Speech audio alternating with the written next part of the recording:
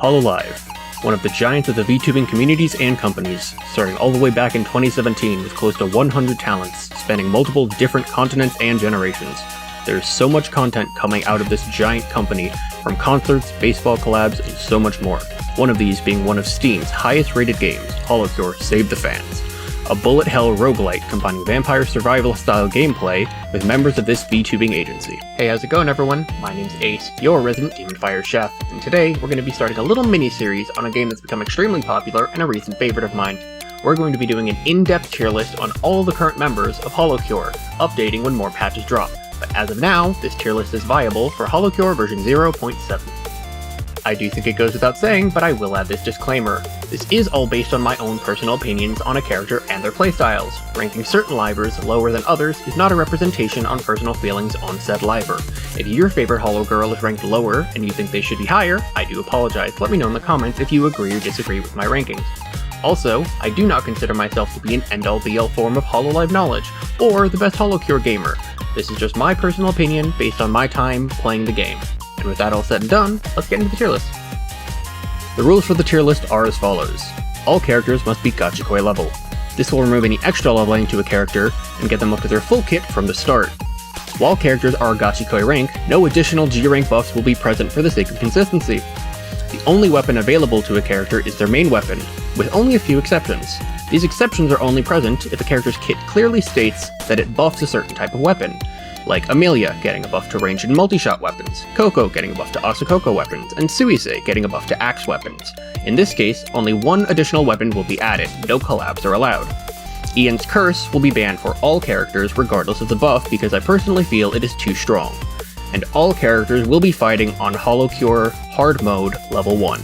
So, to start off the series, we're going to be doing a bit of an in-depth talk on characters and all of their abilities. Since I don't want the video to be hours long, we will be splitting each episode in the tier list by generation, starting with the 5 thrower girls in HoloMyth. So starting off the list, we have our resident time-traveling detective, Amelia Watson. Ame, along with the other members of HoloMyth, are the 5 characters you start with in the game pre-unlocked. Ame's starting weapon is a 3-round multi-shot pistol, which immediately upon leveling to 2 becomes a 5-round, gaining Pierce. At level 4 gains Ricochet, and at level 7, enemies store damage for 2 seconds and then take that total damage stored. Now, let's get into her abilities. To start, we have the Ame Way, a 20, 40, and 60% attack buff, with an added buff to multi-shot and ranged weapons of plus 2% crit rate and plus 5% crit damage per target hit. Next, our favorite little companion Bubba, a dog that runs around randomly barking, dealing 100, 200, and 300% of your base damage and collecting items along the way.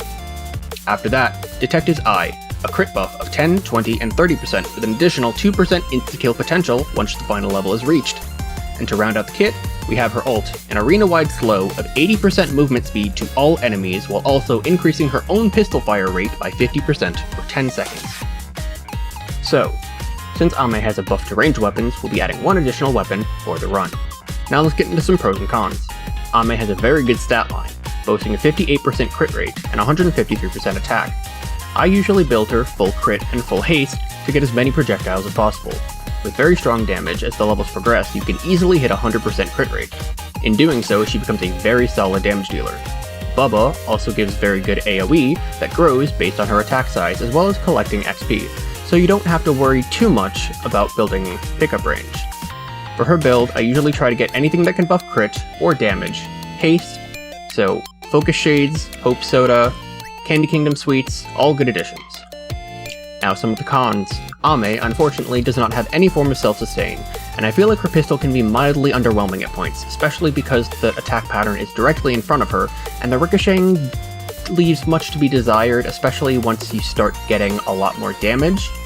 So with this taken into account, Ame is going to start the tier list off in an A tier. Now, we will head directly into our next applicant for the tier list, the Atlantean Shark Girl, Gura. Starting off, Gura starts with a mid-range melee stab attack.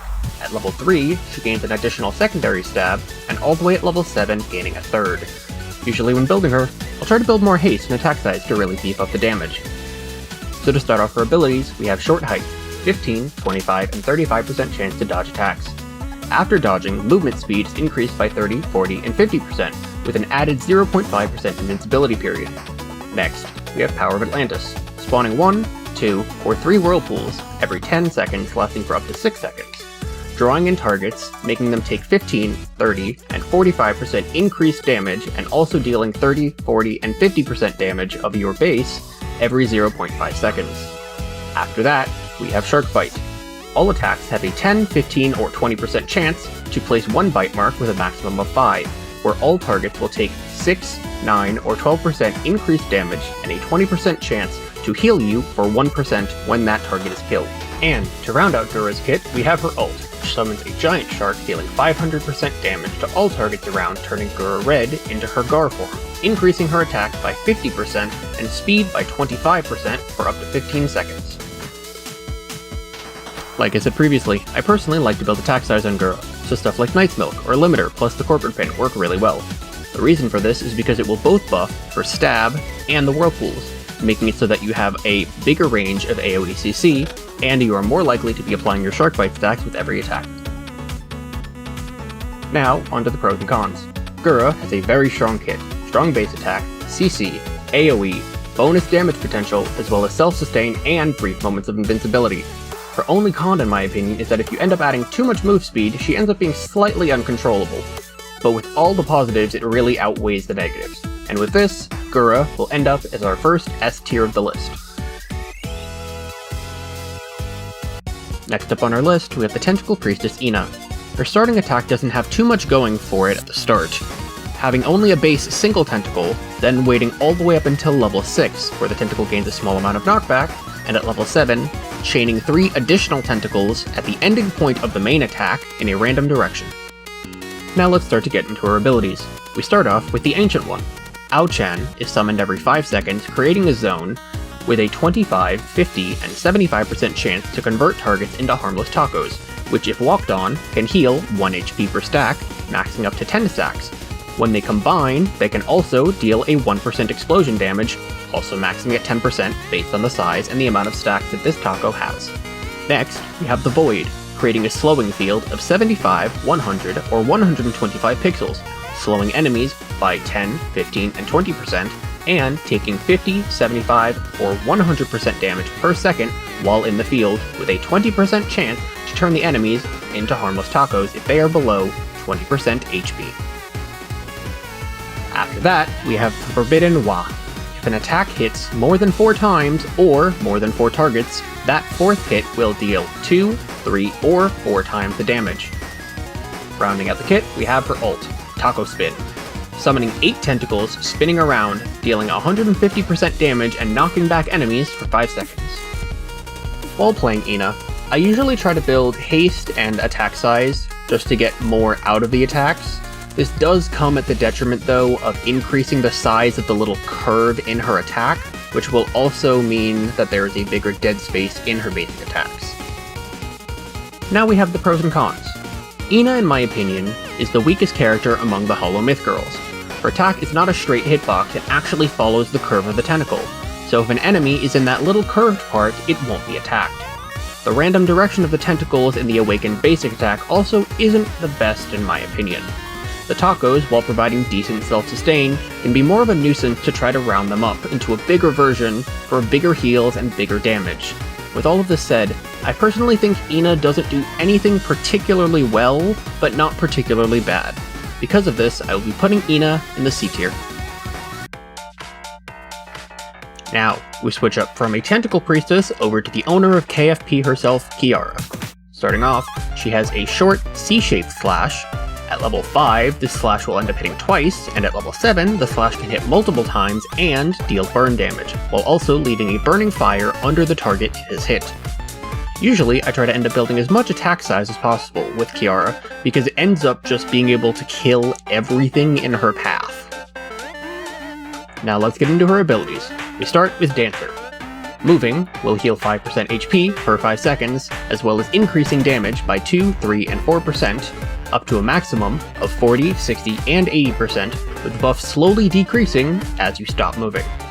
Next is Trailblazer, a speed increase of 10, 15, and 20%, leaving a burning trail of fire anywhere that she walks, dealing 30, 50, and 75% tick damage, 1 tick per second for a maximum of 5 seconds.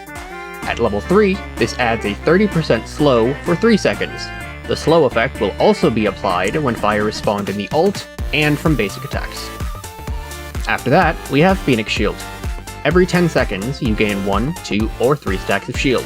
The next 1, 2, or 3 hits taken have their damage halved and give you a 0.25 second window of invulnerability. Last up on the kit, we have her ult, Phoenix Fire.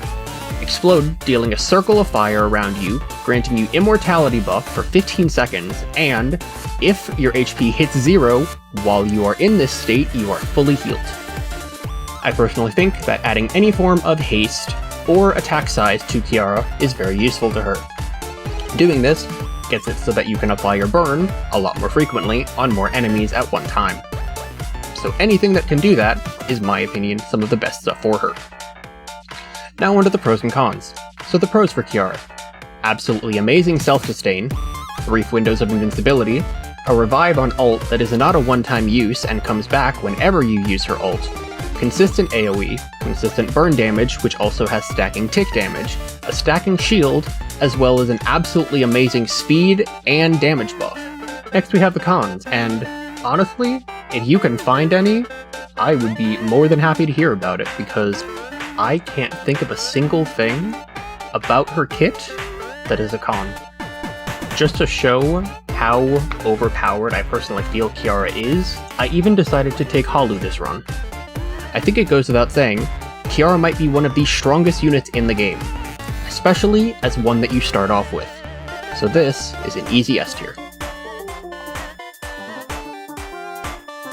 And finally, to round out HoloMyth and our first episode of this series, we have the Grim Reaper herself, Mori Calliope.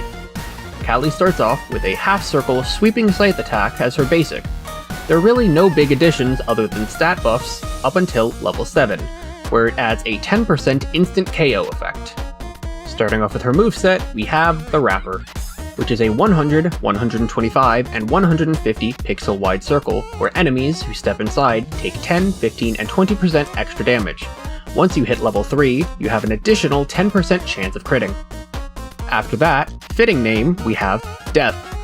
When a target is defeated by the Scythe Swing, or Death, there is a 20, 25, or 30% chance to create an explosion, dealing 60, 90, and 120% damage, and a 5, 8, and 10% chance to instantly KO opponents hit by said explosion. Next up, we have Workaholic. For each target killed, increase attack by 2, 3, and 4%, up to a maximum of 40, 60, and 80%, with speed increasing from 2% all the way up to 40%. And at level 3, this refreshes on every kill. Last but not least, Callie has her ult, the Reaper, which in my opinion is a lot more of a utility stat buffing ult because it doesn't do any actual damage itself. What it does do though is increase base scythe damage by 300% as well as increasing your crit damage by 300% for 15 seconds. I know I've said it a lot this round, but another thing that I like to build on Callie, in this case, is attack size and crit.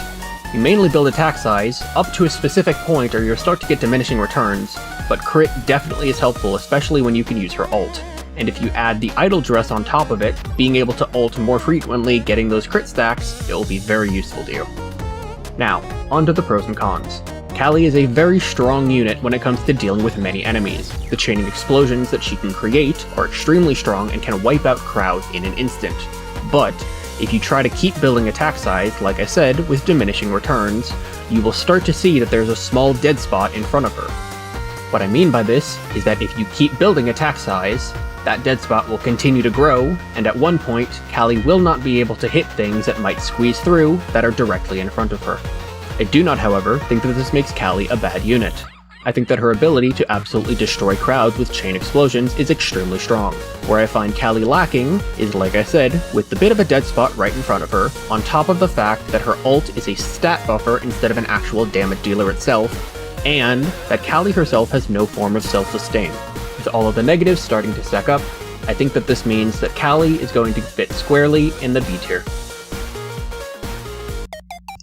And with that wraps up all the girls in HoloMyth and our first leg of the tier list. Let me know what you thought in the comments below. Hopefully you enjoyed it and stuck around to the end. Let me know if you did, because this is my first ever time doing actual edited video content.